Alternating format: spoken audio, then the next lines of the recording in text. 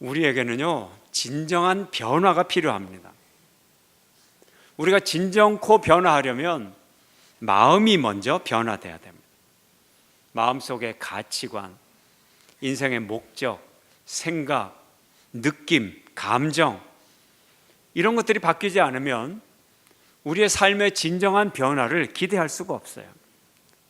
성경은 반복해서 우리에게 옛사람을 벗어버리고 새사람을 입으라고 말합니다. 속사람이 새로워지라는 거죠. 에베소의 말씀, 에베소서 함께 읽습니다. 시작. 너희는 유혹의 욕심을 따라 썩어져가는 구습을 좇는 옛사람을 벗어버리고 오직 성령으로 새롭게 되어 하나님을 따라 의와 진리의 거룩함으로 지으심을 받은 새 사람을 입으라.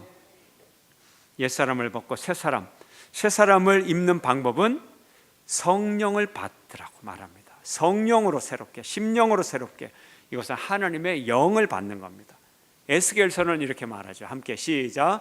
또 새 영을 너희 속에 두고 새 마음을 너희에게 주되 너희 육신에서 굳은 마음을 제하고 부드러운 마음을 줄 것이며, 하나님이 새 영을 부어주시는데 이것은 성령을 통해서, 성령을 우리에게 주셔서 우리의 영을 새롭게 해주신다는 거예요.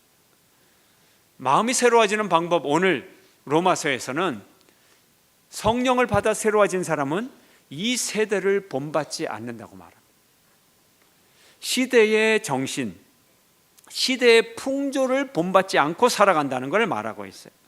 함께 읽어볼까요? 오늘 2절의 말씀 함께 시작. 너희는 이 세대를 본받지 말고 오직 마음을 새롭게 함으로 변화를 받아 하나님의 선하시고 기뻐하시고 온전하신 뜻이 무엇인지 분별하도록 하라고 말합니다.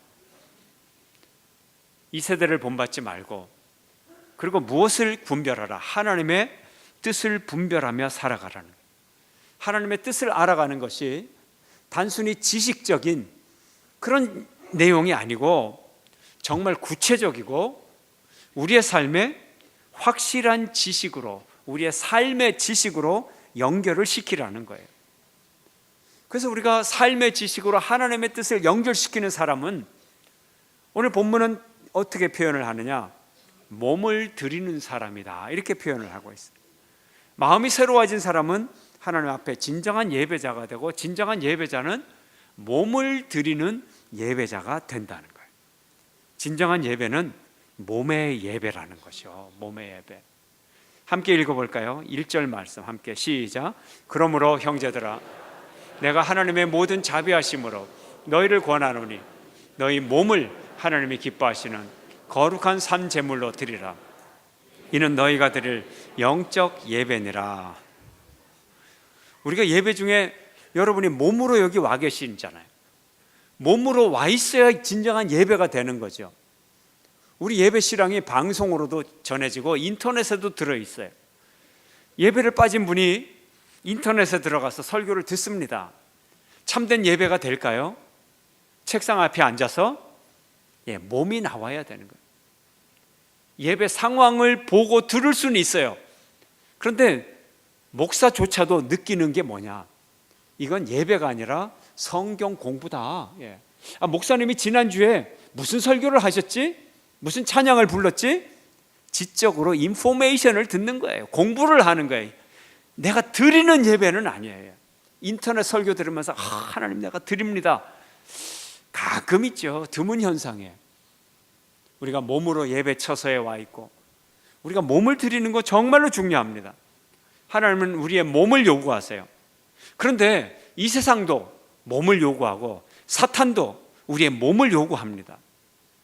우리가 하나님께 우리 몸을 드리지 않으면 사탄이 우리에게 헌신을 요구하는 거예요. 세상이 우리의 몸을 빼앗아 가는 거예요. 그래서 우리가 우리 몸을 잘 관리해야 돼요. 우리 생활을 잘 관리해요. 우리가 하나님의 성전임을 알아야 되는 거예요. 예수님이 예루살렘에 입성하고 가장 먼저 찾아간 곳이 성전입니다. 성전은 기도하는 집이요, 하나님을 갈망하는 집이요, 하나님을 만나는 집이에요. 그곳에서 몸을 드리고 생각을 드리고 마음을 드리는 거예요. 그래서 예수님이 직접 그 몸을 성전으로 가셔서 몸을 드린 거예요. 우리 마음의 법칙이 있어요. 원칙과 질서가 있어요. 무엇입니까? 성령의 감동, 영의 감동을 따라가면 우리의 영이 산다. 우리 마음이 산다. 세상의 육체와 정욕을 따라가면 우리의 영이 죽는다. 이것이 우리 마음의 법칙입니다. 우리가 살기 위하여 하나님 앞에 나가고 하나님께 드려야 되는 것입니다. 우리의 몸은 그리스도의 생명을 대가로 지불하고 하나님이 값으로 사신 하나님의 소유이기 때문에 더더욱 우리는 우리의 몸을 주님 앞에 드려야 되는 것입니다.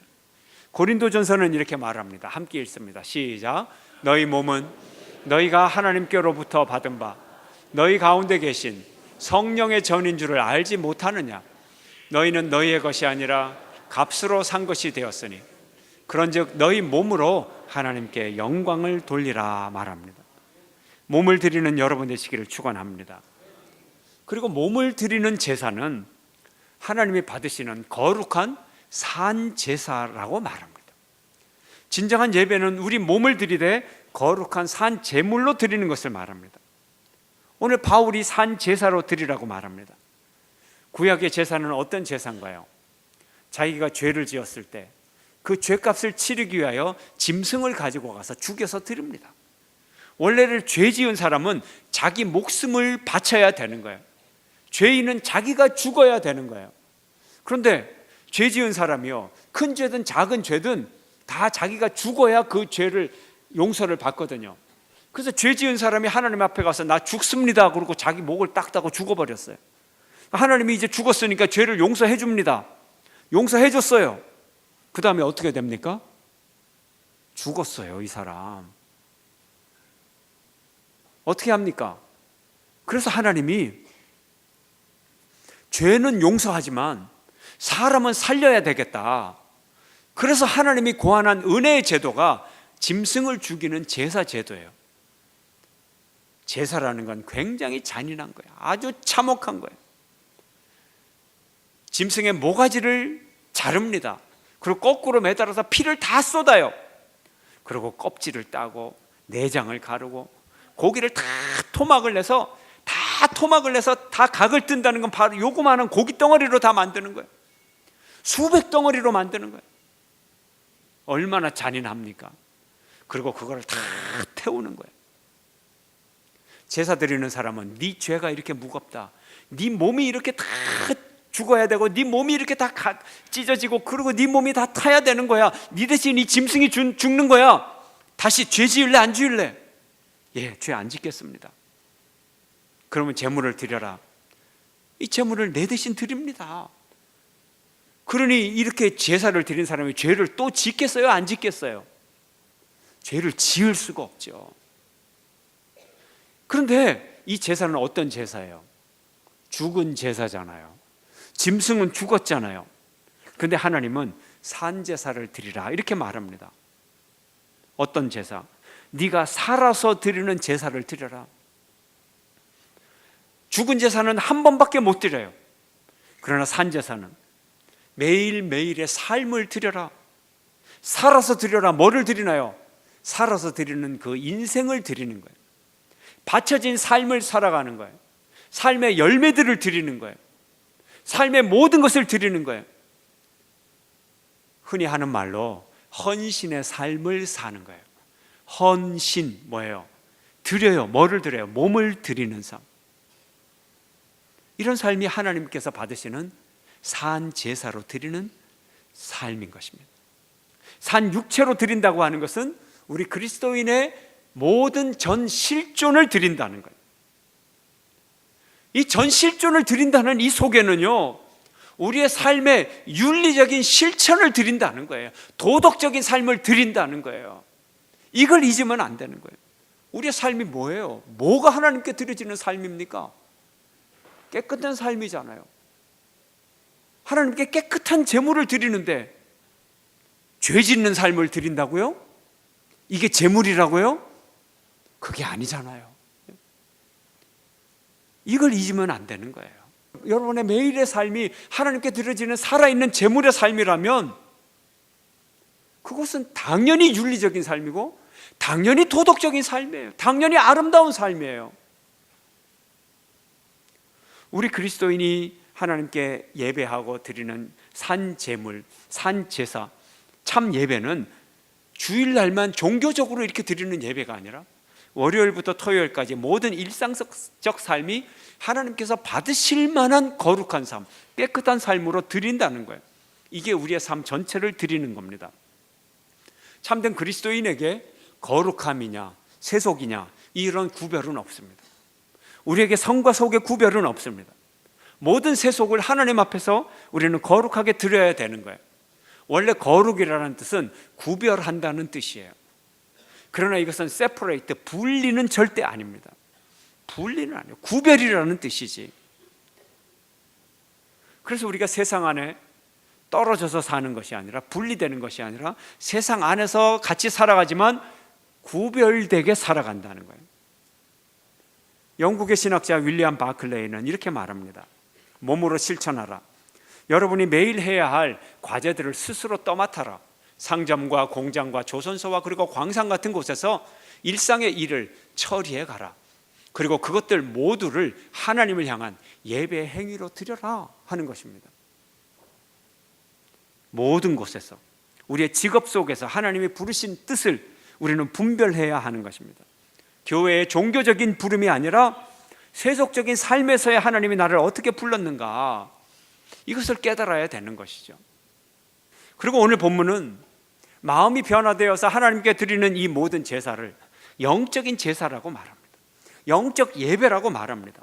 어떻게 몸으로 드리는데 영적인 예배가 될 수 있느냐? 오늘 본문은 분명히 그렇게 말합니다. 육체를 드리는 육체의 제사를 영의 제사라고 말해요. 영과 육은 구별되는 게 아니죠.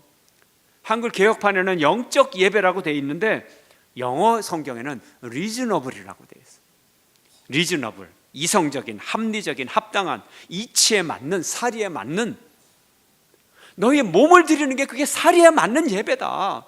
입으로만 예배드리고 영으로만 드리고 이건 다 거짓말이다. 사리에 맞지 않아. 그 얘기를 하고 있는 거예요. 이치에 맞는 예배, 하나님께 살아서 하나님께 드리는 것이 합당한 것이고 이치에 맞는 거예요. 우리가 죽은 제사, 하나님 앞에 죽은 제사를 드려요. 우리가 죽어버렸어요. 무슨 의미가 있습니까? 아무런 의미가 없죠. 죽은 사람이 하나님 앞에 무슨 예배를 드릴 수가 있어요? 살아서 몸으로 드리는 예배, 이게 리즈너블 워십이에요. 합리적인 거예요. 여러분, 살아서 하나님께 여러분의 인생을 드리시기를 축원합니다. 죽어서 천당 가는 게 목적이 아니고요, 이 땅에서 하나님 백성으로 살아가는 그게 목적이라. 그러면 어떻게 하나님께 합당하게 우리를 드릴까요? 어떻게 합당하게 드릴까요? 우리가 복음의 의미를 정말 잘 생각해야 됩니다. 우리가 가장 많이 듣는 복음에 대한 정의가 있어요. 어떤 복음의 정의? 이런 복음의 정의. 복음은 윤리가 아닙니다. 복음은 도덕이 아닙니다. 복음은 자선이 아닙니다. 이런 말 아닌가요? 예수님 옆에 매달린 강도, 죽기 직전이라도 예수 그리스도를 그리스도로 고백을 하니까 그가 구원을 받았습니다. 극악무도한 살인자도 예수를 믿으면 구원 받습니다. 이런 설교, 십자가와 보혈만이 우리를 살립니다. 진리예요. 맞아요. 맞아. 그러나 이 진리가 진리되기 위해서는 우리가 이 진리를 제대로 믿어야 되는 거예요. 여러분, 제가 질문을 던집니다. 부도덕한 사람이 있어요. 비윤리적인 사람이 있어요. 여러분 자신이 다 될 수 있어요. 우리 모두가 될 수 있어요. 완전히 깨끗한 사람도 없고요, 한면으로 도덕적으로 살아가지만 또 한면으로는 비윤리적으로 살아가는 게 있어요. 다 섞인 존재죠. 그래서 이런 사람 말고 아주 극단적으로 한 살인자를 가정합시다. 분명히 원칙적으로 복음은 살인범일지라도 예수 믿으면 구원을 받습니다. 이게 원초적인 복음이에요. 잘 생각하셔야 돼요. 이 말 속에 무슨 의미가 들어있네요. 살인범이라는 게 뭐예요? 이웃을 죽인 거죠. 이웃을 죽인 거예요. 그런데 구원받는다, 예수 믿는다는 건 무슨 뜻이에요? 하나님을 사랑한다는 뜻입니다. 이 두 가지 명제를 합해 보세요. 이웃 사랑하지 않아도, 이웃을 죽이는 살인자도 하나님 사랑하면 구원받는다, 이런 얘기가 되는 겁니다. 맞나요? 이웃 사랑 없이 막 사는 사람이 하나님만 사랑하면 구원받습니다. 사람들이 복음을 이렇게 생각한다 말이에요. 성경 어디에도 이웃 사랑 없이 막 살아가는 사람이 하나님 사랑만으로 구원받는다는 말씀을 하신 적이 없습니다. 창세기부터 계시록까지 없어요. 구약의 10계명, 4계명 하나님 사랑, 6계명 세상에서 이웃 사랑. 그런데 앞에 4계명 잘 지키고 뒤에 6계명 안 지켜도 구원받는다, 그렇게 말하지 않습니다. 모든 조항이 똑같아요. 똑같습니다. 착각하지 마세요. 예수님이 말씀하십니다. 마태복음 7장 함께 읽습니다. 함께 시작. 나더러 주여 주여 하는 자마다 다 천국에 들어갈 것이 아니요 다만 하늘에 계신 내 아버지의 뜻대로 행하는 자라야 들어가리라. 주여 주여 하는 자 뭐예요? 고백하는 거예요. 하나님 사랑하는 거예요. 뜻대로 행하는 자라야 들어가리라. 뜻대로 행하지 않는 거 뭐예요? 이웃 사랑하지 않는 거예요. 죄 짓는 거예요. 예수님이 그랬잖아요. 입술의 고백만으로 들어가지 않는다, 예수님 말씀이에요. 더구나 예수님은 마태복음 25장에서 종말의 비유에서 말합니다. 구원의 조건이 아주 여기서는 완전히 뒤바뀝니다. 하나님 사랑 아니고 이웃 사랑해야 구원받는다. 마태복음 25장이에요. 35절 함께 읽습니다. 시작. 내가 줄일 때에 너희가 먹을 것을 주었고, 목마를 때에 마시게 하였고, 나그네 되었을 때에 영접하였고, 헐벗었을 때에 옷을 입혔고, 병들었을 때에 돌보았고, 옥에 갇혔을 때에 와서 보았느니라. 누구예요? 목마른 자가 누구예요? 예수님 아니에요. 배고픈 자가 누구예요? 예수님 아닙니다. 헐벗은 자가 누굽니까? 예수님 아닙니다. 병든 자 예수님 아니에요. 그런데 줄이고 목마르고 헐벗고 배고픈 자 병든 자를 도와주었더니 예수님이 뭐라고 말씀하십니까? 나에게 해주었다. 이웃을 사랑하니까 하나님이 하나님 사랑으로 인정을 해주는 거예요. 자, 살인 강도가 고백만 하면 무조건 구원 받습니까? 마태복음 25장에 의하면 구원 받을까요? 못 받을까요? 구원 못 받습니다. 여러분 헷갈리시나요? 아까는 진리라고 해놓고 이제는 아니라고 하면 헷갈리시나요? 강도와 살인자까지 구원받게 하시는 십자가의 능력이 있습니다. 그러나 강도와 살인자까지 구원받게 하는 십자가의 능력, 보혈의 능력, 예수님을 믿는다는 것이 무엇이냐 하는 거예요. 제대로 믿어야 된다는 거예요. 강도라도 제대로 믿으면 구원받는다는 거예요. 강도가 그냥 구원받는다는 것이 아니고, 우리가 그리스도인이지만 어떻게 믿느냐 하는 거예요. 정말 제대로 믿고 있느냐. 제대로 믿으면 구원받을 것이고, 제대로 안 믿으면 여전히 구원과 멀다는 거예요. 고백을 하면 구원받는다고 말해요. 그 고백이 무엇인가요 도대체? 고백이라는 단어에 키포인트가 있어요. 고백이 뭐냐? 진정한 고백이 뭐냐? 예수 그리스도의 십자가의 능력과 보혈의 능력으로 내 삶이 변화되고, 이 모든 삶의 변화들이 고백이라는 이 수단을 통해서 이 엄청난 변화와 엄청난 은혜가 고백이라는 단어로 농축되어서 표현될 때, 이게 구원받는 믿음이 되는 거예요. 삭개오를 봅시다. 삭개오가 변화받았어요. 예수님 만나고 변화받습니다. 내가 재산의 절반을 주고 내가 다른 사람의 재산을 부당하게 이익을 받은 것이 있으면 4배를 갚겠습니다. 결단이 있어요. 변화가 있어요. 삶이 변했어요. 그리고 예수님께 고백합니다. 내 인생에 들어오세요. 우리 집에 오세요.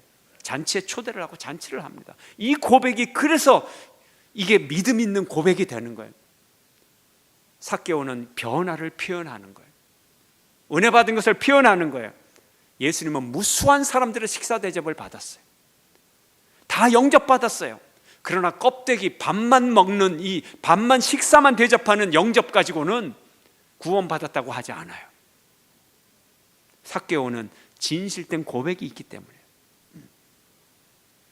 삶의 변화는 전혀 없고 딸랑 입술만의 고백을 가지고 구원받는다 그러면 이건 거짓 복음이고 이건 싸구려 복음이에요. 이거 완전 사기예요. 이거는 여러분 지금 사기 복음으로 사기하는 거짓 복음으로 믿고 있어요. 지금 무조건 고백만 하면 된다고. 그러니까 신앙생활이 허무하지. 그러니까 공허하지. 내가 정말로 믿는 거야? 자신이 생각해도 이게 좀 이상한 거야. 이상한 거야. 뭐 조금 노력을 하면 율법주의라 그러고, 노력한다고 율법주의가 아닙니다. 여러분, 고백은요 보이지 않는 걸 나타내는 거예요. 고백이라는 영어가 뭡니까? 컨페션이에요. 컨페션. 컨페션은요 진실을 얘기하는 걸 고백이라고 하는 거예요. 내가 본 거를 그대로 얘기하는 거예요. 본 거, 컨페션, 콘 같다는 뜻이에요. 콘. 패션, 패스 말한다는 뜻이에요. 같게 얘기한다. 뭘 같게 얘기해요? 내가 본 거를 같게 얘기해요. 내가 들은 거를 같게 얘기해요. 내가 경험한 거를 같게 얘기해요. 내 마음속에 있는 진실을 같게 얘기하는 거예요.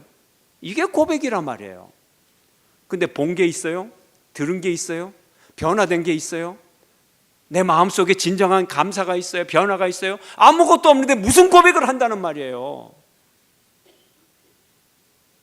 고백할 게 있어야 고백을 하죠. 변화된 삶이 있고 하나님과 만남에 진정한 만남이 있고 이웃을 향한 진정한 만남이 있고 대화가 있고 스토리가 있고 예수로 충만함이 있고 고백이 있고, 이런 외침이 이제 구원을 얻을 만한, 구원을 줄 만한 능력 있는 외침이요 능력 있는 고백이 되는 거예요. 여러분, 같은 단어도 단지 입술만의 고백만으로 할 때 공허한 신앙이요 무의미한 신앙이 되고 무능력한 신앙, 위선적 신앙인이 됩니다. 신앙 고백을 하지 말자, 신앙 고백을 조심하자, 그런 얘기가 아니에요. 우리가 신앙 고백을 더 잘해야 됩니다. 더 진실된 고백을 해야 됩니다. 그러나 능력 있는 고백을 하자, 진실된 고백을 하자, 그리고 충만한 고백을 하자. 바로 그거예요. 내 속에 변화된 삶이 있고 내 속에 하나님의 구원의 능력이 있는 이 고백을 하자는 거예요. 싸구려 고백을 하자는 게 아니에요. 예수 그리스도의 핏값으로 주고 사신 진정한 복음, 진정한 삶을 고백하자는 거예요. 이런 고백이 여러분에게 있기를 축원합니다. 다른 사람들이 알아듣지도 못하는 무의미한 고백이 아니라 내 속에 충만한 고백이 있어서 그 나의 진정한 삶이 있는 고백이 되어야 되는 것입니다. 한국교회 성도들 정신 바짝 차려야 돼요. 대구의 교회 성도들 정신을 바짝 차려야 돼요. 오늘날 그리스도인들이 능력 있게 살기를 바랍니까? 마음이 새로워져야 됩니다. 윤리적으로 살려고 발버둥 쳐야 돼요. 산 제물로 하나님께 드려야 되는 거예요. 공허한 껍데기 교리적 고백 속에서 그 뒤로 숨어버리면 안 됩니다. 사랑하는 성도 여러분, 여러분의 마음으로부터 새로워지기를 바랍니다. 마음이 새로워진 사람은 윤리적으로 살아가는 거예요. 깨끗하게 살아가는 게, 이것이 살 길이에요. 그리고 진정으로 거룩해지는 지름길입니다. 이것이 하나님이 받으시는 몸의 제사요, 산 제사요, 영적인 예배요, 합리적 예배요, 이치에 맞는 예배인 것입니다. 이런 예배자, 마음부터 새로워지는 여러분이 되시기를 주의 이름으로 축원합니다.